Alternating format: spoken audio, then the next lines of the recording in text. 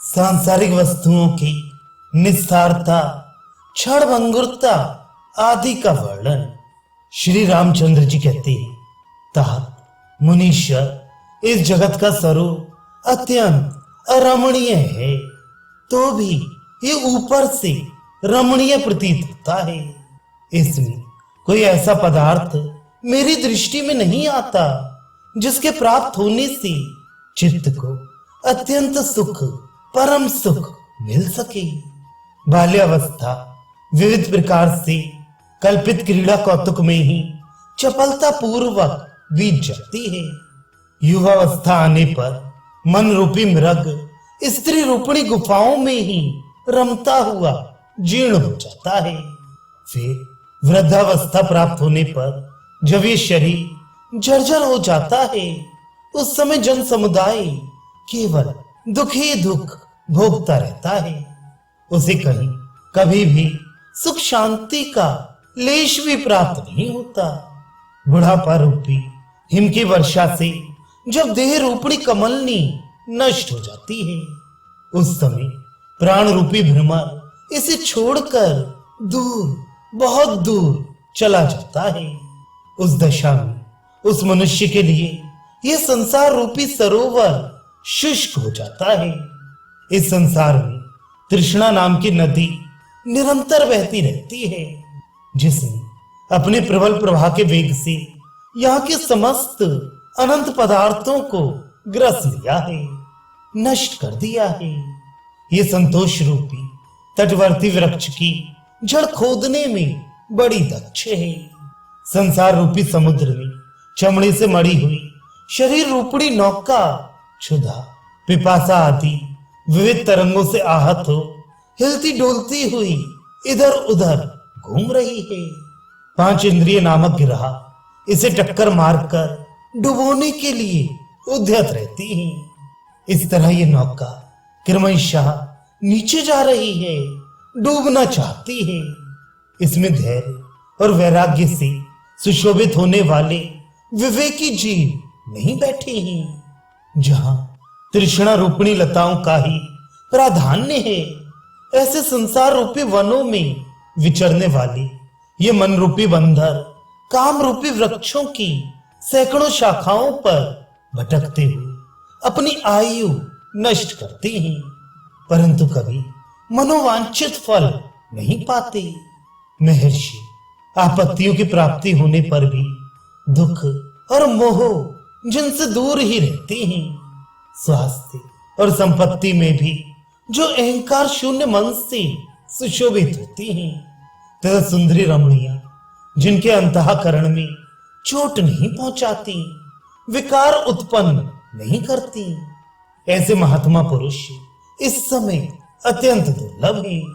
जो हाथियों की सेना रूपी तरंगों से उद्वेलित होने वाले समर सागर को अपने बल विक्रम के द्वारा पार कर जाते हैं, मेरी दृष्टि में वे शूरवीर नहीं हैं।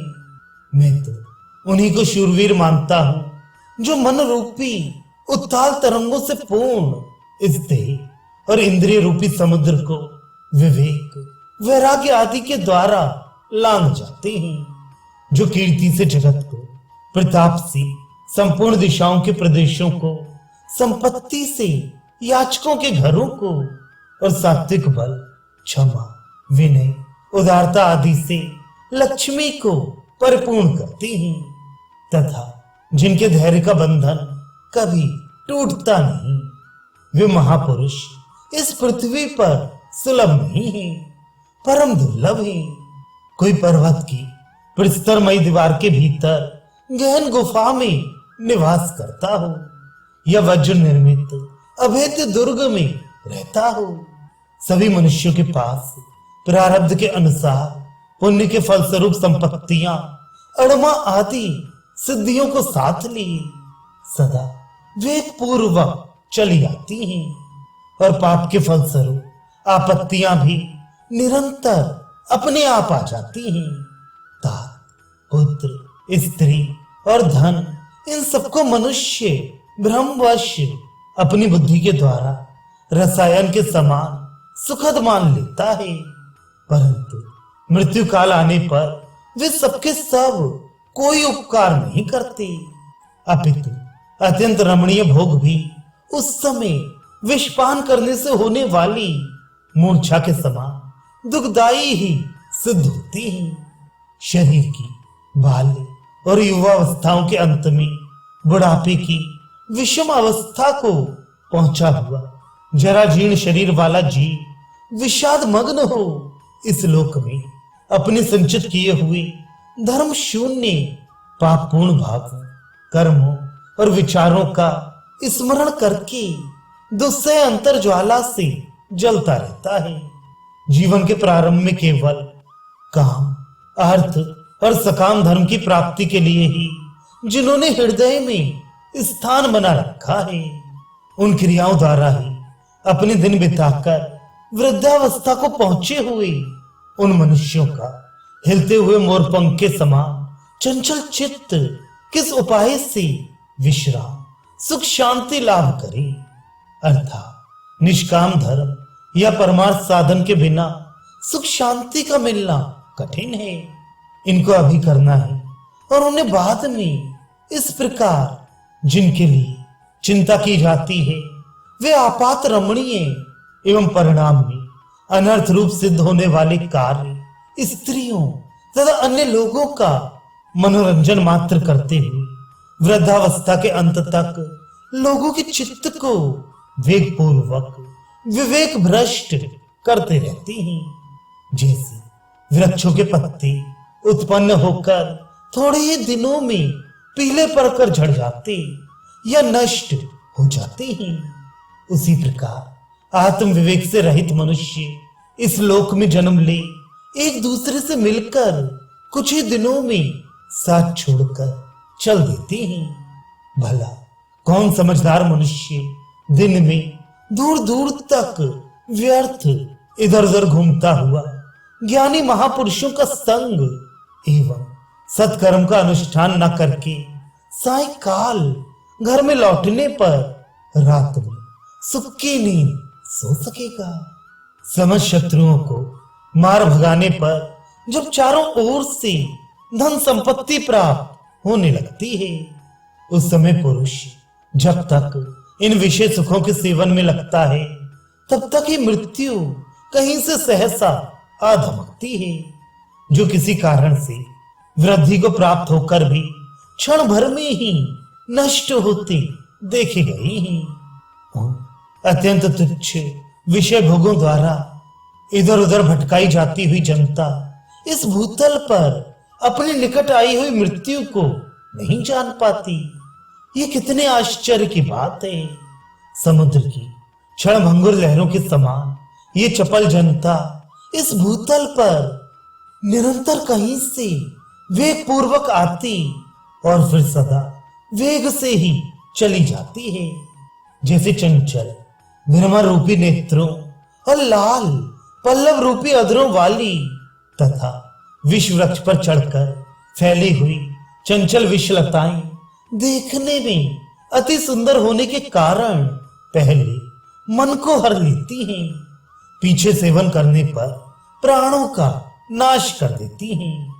उसी प्रकार लाल अधरों और भ्रमर तुल्य चंचल नेत्रों से सुशोभित होने वाली सुंदरी स्त्रियां मनोहारिणी होने के कारण पहले तो मनुष्यों के चित्त को चुराती हैं, फिर सर्वथा उनके प्राणों का अपहरण करने वाली बन जाती हैं। जैसे तीर्थ यात्रा अथवा देवोत्सव में बहुत से मनुष्यों का मेला जुट जाता है, उसी प्रकार इस लोक और परलोक से व्यर्थी आए हुए और अमुक स्थान पर हम लोगों की भेंट होगी।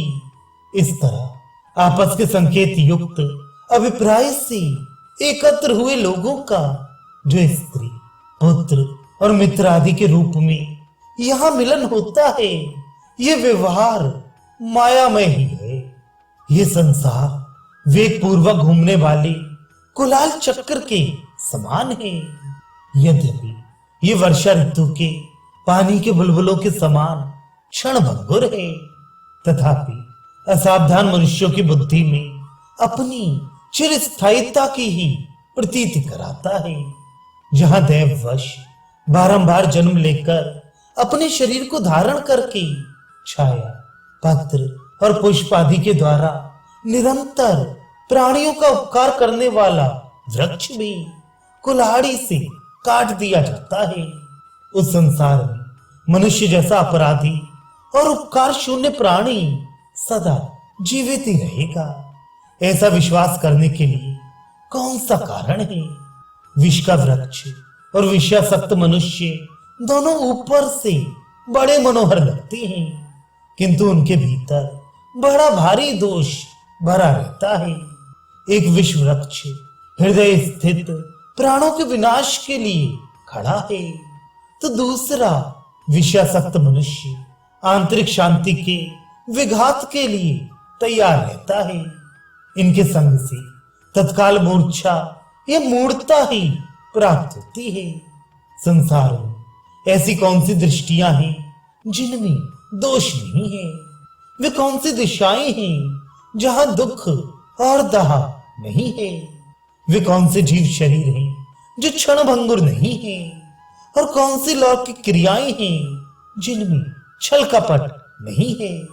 बीते हुए और आने वाले अनंत कल्पों की संख्या का परिज्ञान नहीं होता, इसलिए जैसे क्षण अनंत हैं उसी प्रकार कल्प भी अनंत हैं।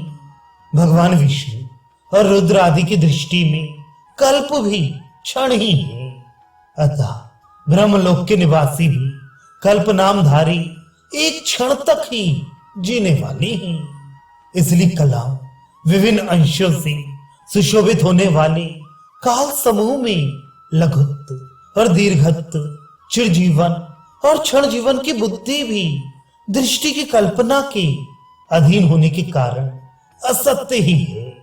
सर्वत्र पत्थर के ही पहाड़ हैं, उनमें पत्थर के सिवा दूसरी कोई वस्तु नहीं है। इसी तरह सब जगह मिट्टी की ही पृथ्वी है, काष्ठ के ही वृक्ष हैं और हाड़ मांस के ही मनुष्य हैं। लोगों के बनाए हुए संकेत के अनुसार ही उनके विशेष नाम आदि भाव नियत हो गए हैं। इस भोग्य वर्ग में कोई भी वस्तु विकार से हीन अथवा अपूर्व नहीं है। सब कुछ विकार रूप होने के कारण ही असत्य है। जल, अग्नि, वायु, आकाश और पृथ्वी, ये पांच महाभूत ही परस्पर मिलकर घटपट आदि नाना पदार्थों के रूप में अविवेकी पुरुषों को प्रतीत होती हैं। चेतन के सानिध्य से ही उन्हें पदार्थों की प्रतीत होती है। विवेक दृष्टि से पृथक पृथक विभाग पूर्वक आलोचना करने पर ये जगत पांच भूतों से अतिरिक्त दूसरी कोई वस्तु सिद्ध नहीं होता। मिथ्या होने पर भी इस पदार्थ समूह के विषय में व्यवहार कुशलता के कारण विद्वान पुरुषों के भी मन में भोग संबंधी चमत्कार चेष्टा को उत्पन्न करने वाली जो व्यवहार चमत्कृति या प्रवृत्ति देखी जाती है, वह कोई आश्चर्य की बात नहीं है, क्योंकि कभी कभी स्वप्न में मिथ्याभूत विषयों को लक्ष्य करके भी किन्हीं लोगों की उस प्रकार चमत्कारपूर्ण प्रवृत्ति होती देखी जाती है।